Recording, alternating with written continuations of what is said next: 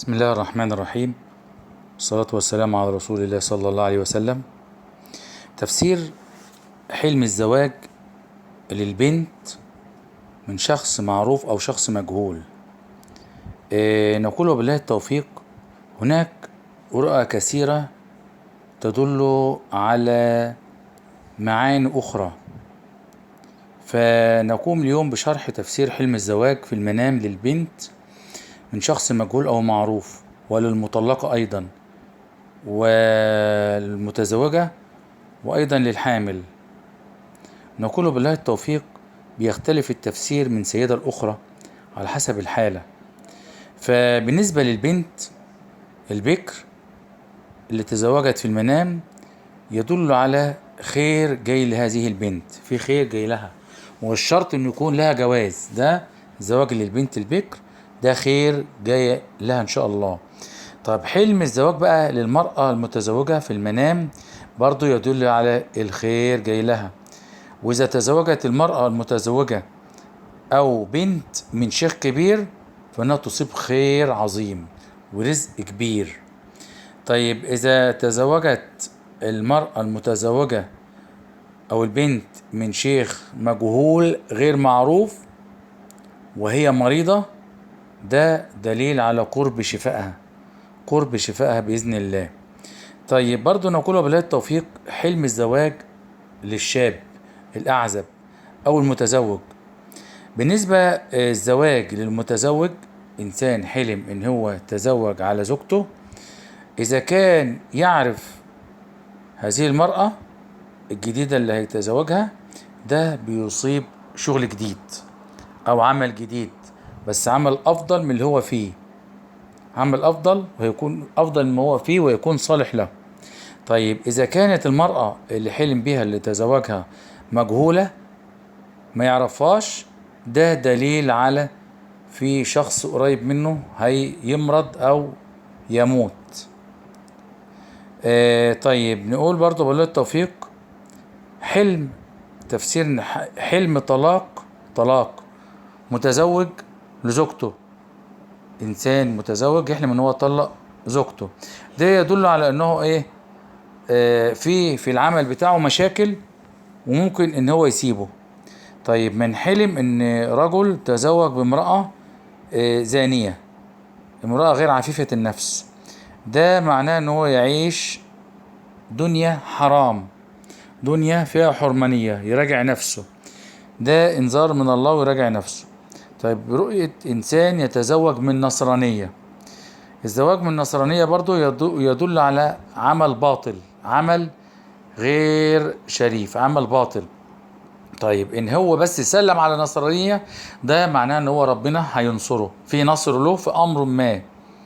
طيب زواج من امرأة يعرفها وبعدين ماتت. انا تزوجت، حلمت ان انا تزوجت من امرأة وبعدين ماتت، يدل على في عمل جديد هقوم بيه، ولكن فيه عناء وشقاء، ولكن في الاخر هوصل باذن الله. طيب من تزوج بامرأة ميتة. إنسان تزوج بامرأة ميتة، ده دليل على إنه يفوز بشيء غير متوقع، كان شيء صعب المنال جدا، ولكن ربنا سبحانه وتعالى هيرزقه هذا الشيء من خلال هذه الرؤية. طيب من رأى أنه يزوج أمه، واحد بيزوج أمه، دليل على إنه هيبيع المنزل بتاعه أو منزل العيلة بس بتمن كبير، تمن مبالغ فيه. طيب إنسان تزوج من أحد محارمه، أحد محارمه هي على قيد الحياة، فإنه سيقطع رحمه. يعني تزوج مثلا واحد حلم إن هو تزوج أخته، ده دليل على إنه بيقطع الرحم معاها، أو إن هو بيضحك عليها ويفوز منها بياخد مالها، أو إن هو بيضحك عليها وبياخد مالها. طيب تفسير حلم الزواج من اتنين. إنسان حلم إن هو تزوج اتنين أو تلاتة أو أربعة نساء، ده ربنا بيرزقه بخير وفير. يعني تزوج واحدة واثنين وثلاثة وأربعة في رؤية واحدة، ده دليل على إنه بيصيب خير بالجملة، زي ما احنا بنقول إيه، في خير بيجايله بالجملة. طيب اللي يحلم ان هو تزوج من شخص، من حلم ان زوجته تزوجت من شخص تاني.